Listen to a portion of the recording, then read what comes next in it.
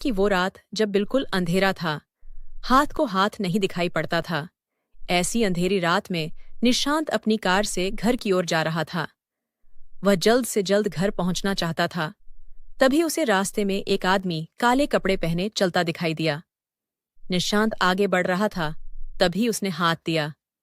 निशांत गाड़ी रोकना नहीं चाह रहा था, लेकिन अचानक वह आगे आ गया। जोर से ब्रेक लगाकर निशांत ने गाड़ी रोकी। उसे बहुत गुस्सा आया। निशांत, क्या है? मरना है क्या? वह आदमी साइड वाली विंडो के पास आकर बोला। मरना नहीं, बचाना है तुझे, तेरे परिवार को, तेरे कारोबार को। निशांत को कुछ समझ में नहीं आ रहा था। आदमी बोला, परेशान है फिर भी इतना गुस्सा? कारोबार तेरा चल नहीं रहा, परिवार बीमारी से परेशान है और तुझे नहीं पता तेरे ऊपर मौत का साया छाया हुआ है। निशांत, तुम्हें यह सब कैसे पता? आदमी, इस अमावस्या की रात मैं तेरा ही इंतजार कर रहा था। मुझे पता था तू हाईवे छोड़कर इस सुनसान रास्ते से गुजरेगा। मुझे अपने साथ ले चल, आगे मौत का साया तेरा रास्ता रोके खड़ा है।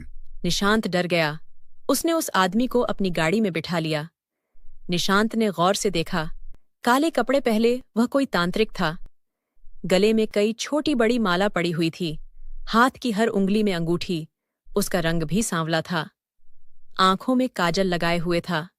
निशांत ने सोचा, कहीं इसे गाड़ी में बिठाकर कोई गलती तो नहीं कर दी? लेकिन इसकी बातों को सुनकर वो इसे बैठाने से रोक नहीं पाया। निशांत चुपचाप गाड़ी चला रहा था। तभी उस तांत्रिक ने कहा, रुक जा, यहीं पर वो सामने देख जिन्न खड़ा है। अगर तू आगे जाएगा तो तेरी गाड़ी का एक्सीडेंट हो जाएगा। निशांत, लेकिन बाबा, मुझे तो कुछ दिखाई नहीं दे रहा है। तांत्रिक, चुप रह, वो तुझे बुला रहा है, तेरी मौत बनकर। चुपचाप गाड़ी की लाइट बंद कर दे। निशांत ने ऐसा ही किया। गाड़ी की लाइट बंद करते ही अंधेरा छा गया।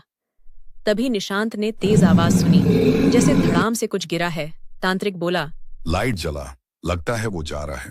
निशांत ने लाइट जलाकर देखा तो रास्ते में एक बड़ा सा पेड़ गिरा पड़ा था। निशांत, बाबा, अभी तो वहां कुछ नहीं था। तांत्रिक, चुप रहा, वह जिन्न गुस्सा होकर जा रहा है। उसे पता लग गया कि मैंने तेरी रक्षा की है। निशांत, लेकिन बाबा, मुझे तो कुछ दिखाई नहीं दे रहा है। तांत्रिक, वह चला गया, लेकिन गुस्से में यह पेड़ बीच में गिरा गया। यहां से गाड़ी मोड़ ले, वैसे भी आगे जा नहीं सकते। निशांत, बाबा, आपने मेरी जान बचा ली, बहुत बहुत धन्यवाद। तांत्रिक, वो सब बाद में भाग यहां से, ये जिन्न बहुत शक्तिशाली होते हैं।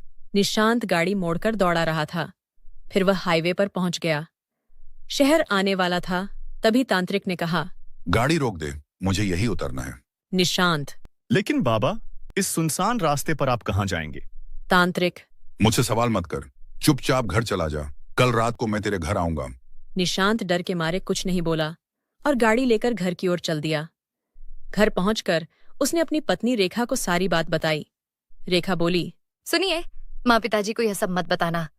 पिताजी पहले से बीमार हैं। माँ जी यह सब सुनेंगी तो डर जाएंगी। निशांत, अरे उस तांत्रिक ने मेरा पता तो पूछा ही नहीं, वह यहाँ तक कैसे पहुंचेगा?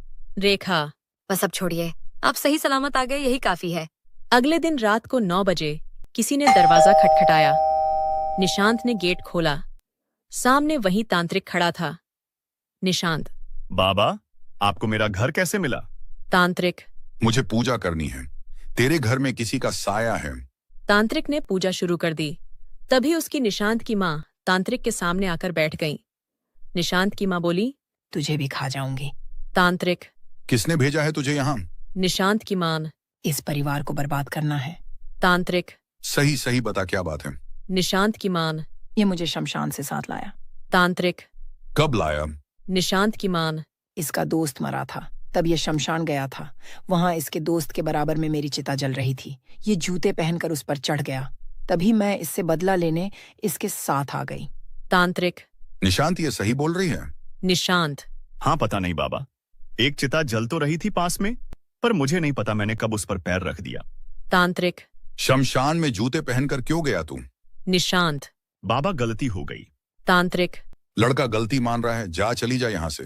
निशांत की माँ, नहीं, इसके बाप को लेकर जाऊंगी। तांत्रिक, मेरे साथ चल, मैं तुझे मुक्ति दिलाऊंगा। निशांत की माँ, मुझे मुक्ति नहीं मिल सकती, मेरी बेटी भूखी है। तांत्रिक, कहाँ है तेरी बेटी? निशांत की माँ, जमुना के पीछे झुग्गी में है। उसे भूखा छोड़कर मैं भीख मांगने निकली थी, तभी एक ट्रक चढ़ गया। मेरी बेटी मेरा इंतजार कर रही है। तांत्रिक। तेरी बेटी का इंतजाम हो जाएगा, चल मेरे साथ। तभी निशांत की माँ बेहोश हो गई। तांत्रिक। तुम्हें इसकी बेटी को पालना होगा, तभी इसकी आत्मा को शांति मिलेगी। जल्दी बोलो। रेखा। ठीक है बाबा, हम पालेंगे, लेकिन पिताजी को ठीक कर दीजिए। निशांत ने भी उसकी हाँ में हाँ मिलाई। तांत्रिक और निशांत उस झुग्गी में गए। वहां झुग्गी वालों से बात की और निशांत ने उस बच्ची को गोद ले लिया। उसके बाद न तो वह तांत्रिक नजर आया, न वह चुड़ैल। निशांत का परिवार बहुत खुशहाल हो गया। 9 साल की सुरभि कंधे पर स्कूल बैग लिए तेज कदमों के साथ स्कूल जा रही थी। ओहो, आज मैं फिर से लेट हो गई हूँ। अगर मैडम ने क्लास में नहीं घुसने दिया तो मैडम से माफी मांग लूंगी। काम की वजह से मैं हर रोज लेट हो जाती हूँ। ऐसा सोचती हुई सुरभि स्कूल पहुंच जाती है। सुरभि को देखकर उसकी मैडम उससे कहती है, क्या बात है सुरभि, तुम आज फिर से लेट आई हो? आज क्या बहाना है तेरे पास? नहीं मैडम जी, मेरी माँ की तबीयत बहुत खराब है। माँ दूसरों के घरों में काम पर जाती है। बीमारी के कारण माँ काम पर नहीं जा रही है, तो इसलिए मुझे काम करना पड़ता है, इसलिए देर हो गई। ठीक है, अब तो अंदर आ जाओ, लेकिन आज के बाद लेट हुई तो धूप में खड़ा कर दूंगी बाहर और अंदर भी नहीं आने दूंगी, समझी? सुरभि क्लास के अंदर आ जाती है और पढ़ाई करने लगती है। सुरभि की माँ ममता की तबीयत कुछ दिनों से बहुत खराब चल रही थी, जिस कारण वो चारपाई पर ही रहती थी। सुरभि सुबह काम पर जाती और फिर काम